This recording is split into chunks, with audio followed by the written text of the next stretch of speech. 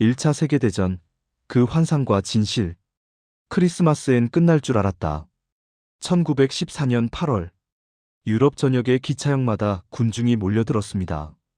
베를린에서는 예비병들을 실은 기차가 환호하는 여성들의 함성 속에 떠났고, 파리에서 출발하는 기차의 차체엔 누군가 분필로 이렇게 써놓았습니다. 베를린행. 런던에서는 버킹엄 궁 앞에 거대하고 매우 열광적인 군중이 모였다고 기록됩니다. 그리고 페테르부르크에서는 불과 며칠 전만 해도 바리케이드를 치고 파업을 벌이던 노동자들이 마치 그 모든 걸 잊어버린 듯 전쟁 분위기에 휩쓸려 갔습니다. 독일 황태자는 밝고 즐거운 전쟁이 될 거라 예견했습니다.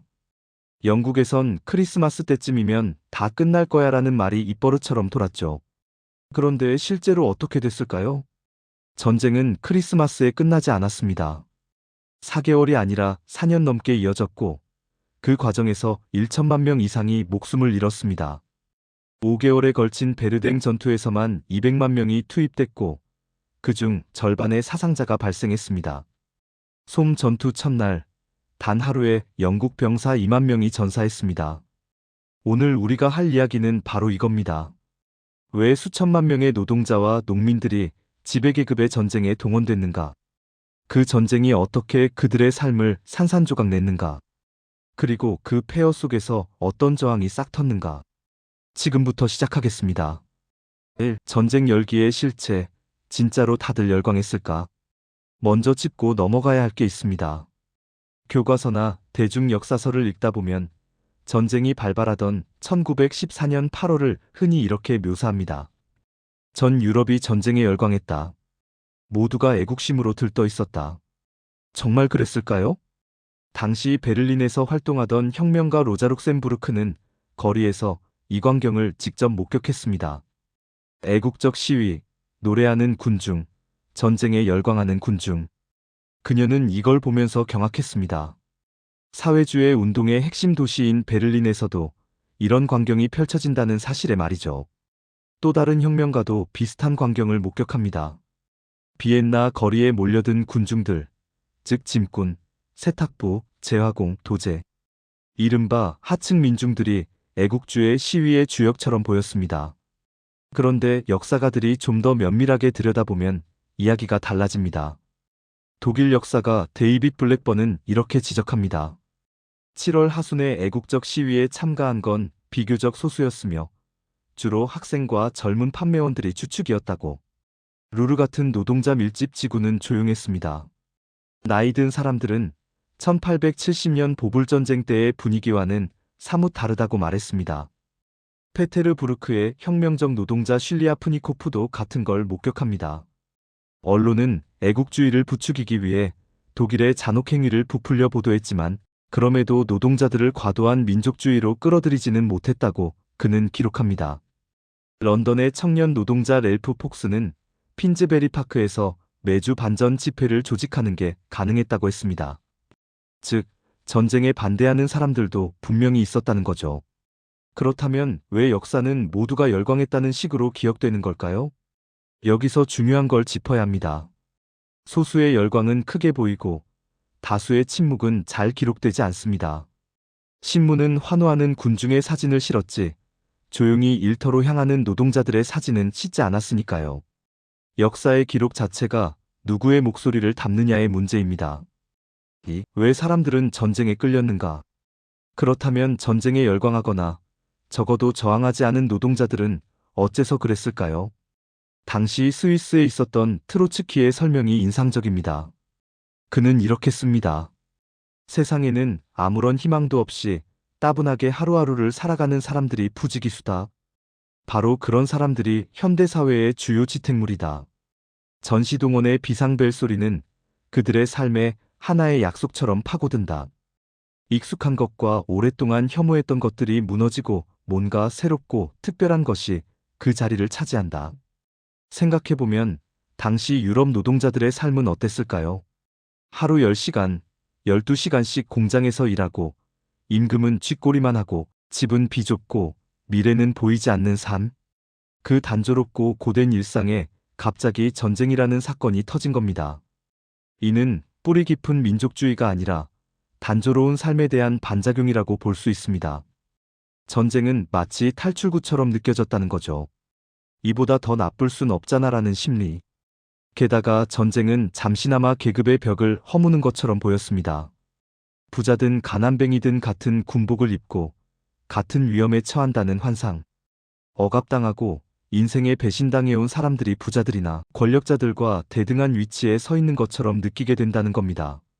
물론 그건 환상이었습니다. 현실에서 징집된 노동자와 농민들은 진흙탕 참호에서 죽어갔고 장군과 장교들은 좋은 음식과 포도주를 곁들이며 안전한 후방에서 지냈으니까요. 3. 집의 이데올로기의 작동. 어떻게 동의를 만들어냈는가? 자, 이 대목에서 중요한 질문이 하나 있습니다. 위에서부터 아래로 내려오는 압력, 즉 지배계급의 이데올로기는 어떻게 작동했을까요? 사회 계급들은 서로 완전히 분리되어 있지 않습니다. 상층 계급의 정서는 중간 계급에 영향을 주고 중간 계급의 정서는 하층 계급에 영향을 줍니다. 이 전달 과정에서 여러 장치들이 동원됐습니다. 애국적 연설, 적군의 잔악행위를 부풀린 신문기사, 행진하는 악대와 대중가요. 그리고 특히 주목해야 할 것은 지식인과 예술가들의 역할입니다. 독일 역사가 마이네케는 전쟁이 터지자 이루 말할 수 없는 환희에 휩싸였다고 했습니다. 급진적 프랑스 소설가 아나톨 프랑스는 병사들 앞에서 연설을 하고 다녔다고 고백합니다. 프랑스 철학자 베르그송은 이 전쟁을 야만에 맞선 문명의 전쟁이라 불렀습니다. 영국 시인 루퍼트 브루크는 전쟁에서 우리 삶의 방식에 고귀함이 되살아나고 있다고 썼고, 영국의 허버트 조지 웰스는 전쟁을 끝내기 위한 전쟁에 열광했습니다. 이 이름들을 보면 알 수 있죠. 당대의 진보적 지식인들, 유명 작가들, 철학자들이 앞다퉈 전쟁을 정당화하는 데 나선 겁니다. 교사들은 사춘기 소년들에게 전장에 나가 싸우라고 독려했습니다. 전쟁에 반대하는 사람은 아이들을 등 뒤에서 칼로 찌르는 배신자로 낙인 찍혔습니다. 이것이 이데올로기의 작동 방식입니다.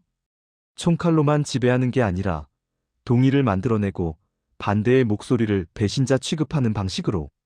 그람시가 나중에 헤게몬이라고 부르게 될 그것이 1914년 8월에도 작동하고 있었습니다. 4. 제2인터내셔널의 배신, 8월 4일의 충격. 이제 이 이야기에서 가장 중요하고 또 가장 비극적인 부분을 이야기해야겠습니다. 당시 유럽에는 수십 년에 걸쳐 성장한 노동자 운동과 사회주의 운동이 있었습니다. 독일 3인당은 의회 제1당이었고 조합원 수백만을 거느린 노동조합들이 있었습니다. 제2인터내셔널은 전쟁이 벌어지면 노동자들이 총파업으로 맞서겠다고 선언한 바 있었습니다.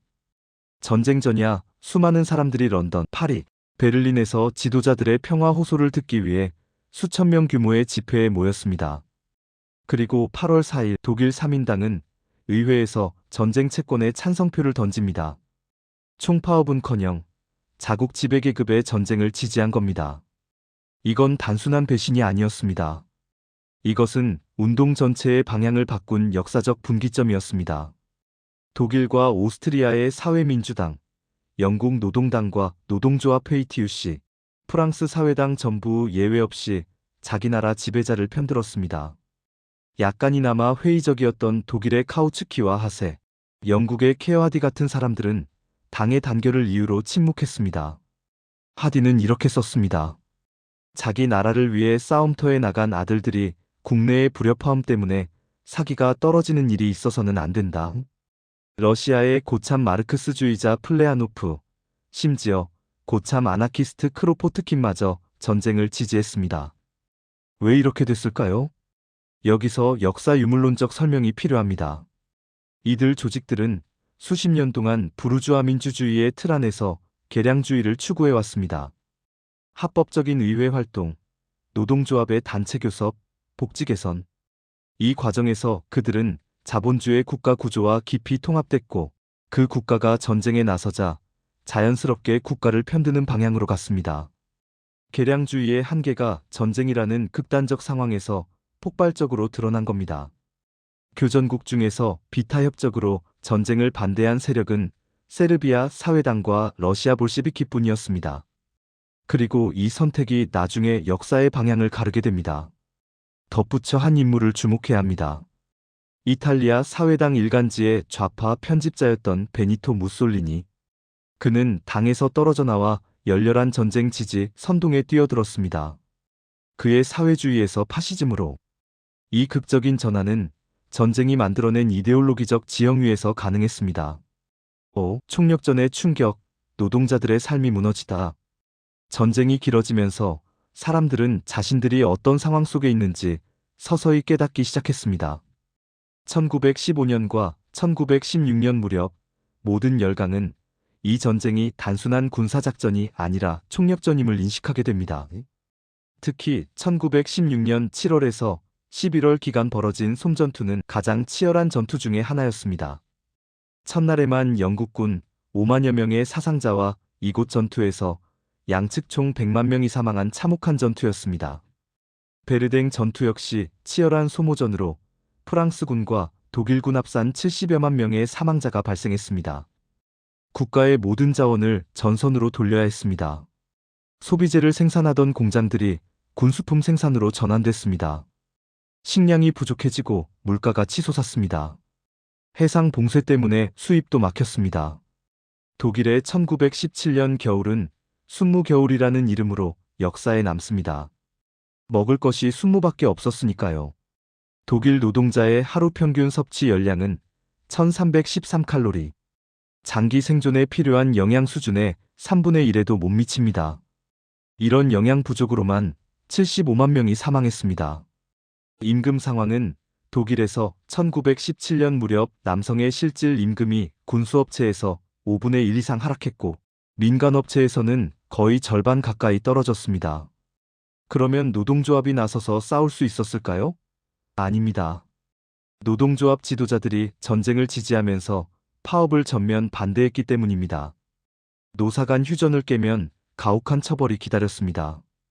영국에서 파업 지도자들은 국토방위법에 따라 투옥됐고 독일에서 파업 선동 혐의자들은 대거 징집돼 전선으로 내몰렸습니다.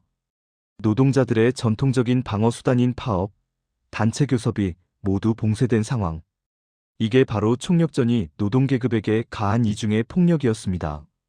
6. 여성 노동자들, 보이지 않는 부담. 전쟁이 노동계급에 미친 영향 중 특히 여성들의 상황을 짚어봐야 합니다. 남성 노동자의 절반이 전선으로 끌려가자 그 자리를 채운 건 여성 노동력이었습니다. 독일에서 10인 이상을 고용한 산업체에서 일하는 여성 수는 절반 가까이 늘어 200만 명 이상이 됐습니다. 영국에서는 군수 공장에서만 일하는 여성이 80만 명에 달했습니다. 자본주의는 오랫동안 여성은 가정에 있어야 한다는 이데올로기를 강요해왔습니다. 그런데 전쟁이 터지자 그 같은 이데올로기는 군수품 생산의 필요 앞에 순식간에 내팽개쳐졌습니다. 자본주의의 전쟁 추동은 체제가 그토록 강요하려 했던 가족의 정형을 스스로 해체한 겁니다. 장기적으로 이것은 노동계급 여성들 사이에서 성평등 의식을 확산시키는 효과가 있었습니다. 섬유 노동자들 사이에서만 이야기되던 여성도 남성과 평등하다는 생각이 훨씬 더 넓은 층으로 퍼진 겁니다. 그러나 당장의 현실은 가혹했습니다. 노동계급 여성들은 공장에서 장시간 일하면서 아이들도 길러야 했습니다. 남편은 전선에 있고 집안 살림도 책임지고 공장 노동까지. 2중 3중의 부담이 여성들의 어깨 위에 쏟아졌습니다. 7. 저항의 싹 아래로부터 반전운동이 시작되다. 그렇게 1915년과 1916년을 지나면서 상황이 달라지기 시작합니다. 절망이 저항을 키우기 시작한 겁니다.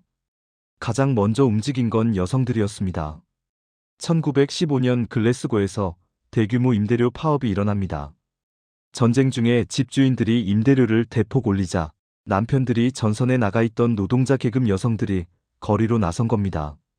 이것은 경제적 요구이자 전쟁 체제에 대한 직접적인 저항이었습니다. 1916년 겨울과 1917년 독일의 수많은 지역에서 식량 부족을 둘러싼 지역 시위들이 이어집니다. 먹을 것도 없는데 전쟁은 언제 끝나냐? 아래로부터의 분노가 터져나온 겁니다. 남성 노동자들 사이에서도 조직적 저항이 살아납니다. 전쟁의 가장 중요한 숙련 금속 노동자들은 징집 압력을 상대적으로 덜 받았는데 이들의 노동조합 활동과 네트워크가 살아남아 있었습니다.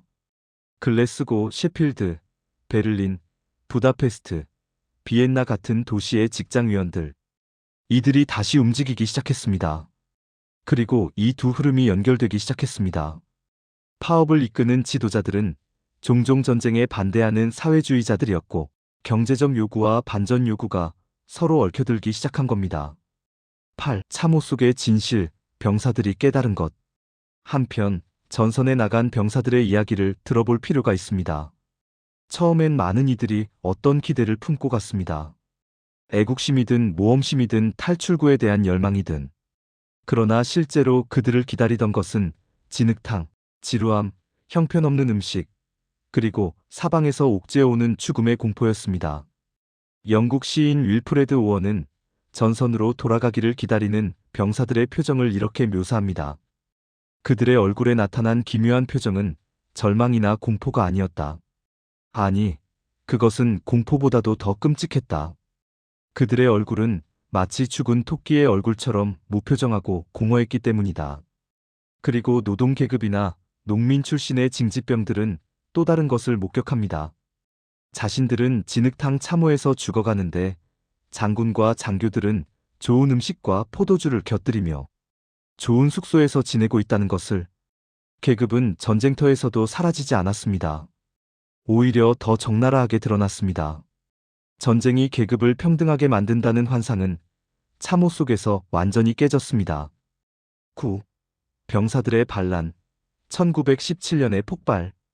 이 모든 것이 쌓이고 쌓여 1917년에 터져나옵니다. 전쟁이 터진 1914년 크리스마스에 이미 그 기미가 있었습니다. 영국 병사들과 독일 병사들이 참호에서 뛰쳐나와 서로 어울린 유명한 사건, 크리스마스 휴전. 장군들은 이것을 보며 공포에 떨었습니다.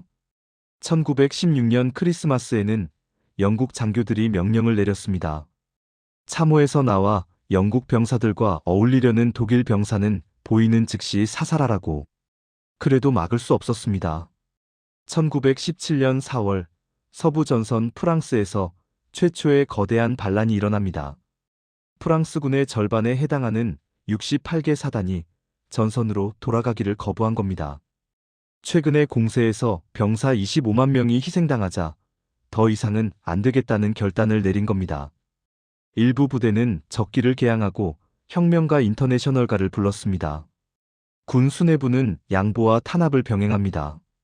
500명에게 사형을 선고하고 49명을 실제로 처형했습니다. 기강을 회복했지만 그것은 이미 혁명적 분위기가 군대 안에 깊이 스며든 후의 일이었습니다. 같은 해 이탈리아에서 5만 명의 병사들이 반란을 일으켰습니다. 블로뉴 근처 에타플르의 영국군 기지에서는 10만 명의 병사들이 5일 동안 유혈 반란을 일으켰습니다. 영국군 장군들은 먼저 양보 조치로 반란을 진압한 뒤 주모자들을 처형했고 이 사실을 수십 년간 철저히 비밀에 붙였습니다. 오늘날 우리가 이 사건을 잘 모르는 이유가 거기 있습니다. 10. 계급은 어디서나 작동한다. 농민과 중간 계급. 병사들의 반란은 산업노동 계급에만 한정된 현상이 아니었습니다. 중간 계급 출신 하급 장교들 중에도 전쟁의 환멸을 느끼는 이들이 늘어났습니다. 윌프레드 오원을 비롯한 영국의 전쟁 시인들, 레마르크의 서부전선 이상 없다, 해밍웨이의 무기여 잘 있거라, 바르비스의 포화. 이 작품들은 모두 전쟁의 실상을 폭로하는 환멸의 문학입니다. 독일 극작가 에른스트 톨러처럼 그 환멸이 사람들을 혁명적 좌파로 이끄는 경우도 있었습니다. 물론 반대 방향도 있었습니다. 전쟁에 걸었던 희망이 무너지자 그 책임을 부패, 배신, 외부 세력의 개입으로 돌리는 우익 민족주의. 이 흐름은 나중에 파시즘의 토대가 됩니다. 같은 절망이 전혀 다른 두 방향으로 분기하는 역사적 갈림길이었던 겁니다. 농민들의 경우도 특기할 만합니다.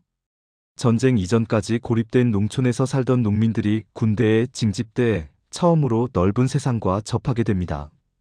다양한 나라 병사들과 뒤섞이면서 자신들의 언어가 단순한 지역 방언이었음을 깨달았고 어떤 이들은 처음으로 민족 정체성을 부여받았습니다. 참호 속에서 그들에게 영향을 미치는 세력은 세 가지였습니다. 전통 관습을 강조하는 성직자, 민족주의를 설파하는 중간 계급 지식인, 그리고 부자들에 대한 오래된 반감을 계급적 언어로 설명해주는 사회주의 노동자들. 어느 쪽에 영향을 받느냐에 따라 농민들은 전혀 다른 방향으로 움직였습니다. 결론 전쟁이 남긴 것, 그리고 우리가 배워야 할 것. 자, 이제 정리해 볼까요? 1914년 8월에 시작된 전쟁은 크리스마스까지 끝날 것이라는 기대와 달리 4년 넘게 이어졌고 1천만 명 이상의 생명을 앗아갔습니다. 그 과정에서 노동자들의 임금은 반토막 났고 여성들은 공장과 가정에서 이중 노동을 강요받았으며 병사들은 진흙탕 참호에서 무표정한 얼굴로 죽음을 기다렸습니다. 그리고 그 극한의 고통 속에서 저항이 싹텄습니다. 글래스고의 여성들이 임대료 파업을 이끌었고 독일 노동자들이 거리로 나섰으며 프랑스 병사들이 적기를 개항했습니다. 이 역사가 우리에게 던지는 질문은 이겁니다. 전쟁은 왜 일어나는가? 단순히 나쁜 지도자들, 광기 어린 민족주의, 우발적 사건 때문인가? 아니면 자본주의 체제가 자원과 시장을 둘러싸고 벌이는 경쟁의 필연적산물인가? 전쟁의 본질은 바로 후자입니다. 레닌은 이 시기에 이렇게 분석했습니다. 제국주의는 자본주의의 최신 단계이며 어떤 나라의 자본주의든 다른 나라의 자본주의를 희생시키면서 확장하지 않으면 생존할 수 없는 체제라고. 전쟁은 우발적 사고가 아니라 체제의 내적 논리였습니다. 그렇다면 전쟁을 끝내는 전쟁이라는 구호는 거짓말이었습니다. 그 전쟁이 끝나자마자 다음 전쟁을 향한 준비가 시작됐으니까요. 실제로 20년 후 2차 세계대전이 일어납니다. 체제를 바꾸지 않는 한 전쟁은 반복됩니다. 1914년의 병사들은 그것을 참호 속에서 몸으로 깨달았습니다. 우리는 그 역사로부터 배워야 합니다. 다음 영상에서는 이 전쟁이 어떻게 러시아 혁명으로 이어지는지 그 폭발적인 과정을 함께 살펴보겠습니다. 감사합니다.